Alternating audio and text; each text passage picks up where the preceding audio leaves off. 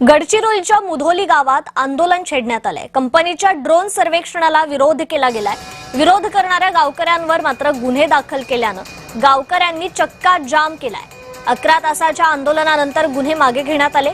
चक्का जाममुळे वाहतूक खरं तर ठप्प झाली होती, मात्र वाहतूक आता पुन्हा सुरळीत झालेली आहे। या आंदोलनाची सांगता रात्र 11:30 ते 12च्या दरम्यान सर्व प्रशासन आणि तेथील ठाणेदार, तहसीलदार, तहसील हे प्रशासनाचे लोक येऊन लेखी स्वरूपात गुन्हे मागे घेतो असे सांगून लेखी दिल्यानंतर हे आंदोलन मागे झालं।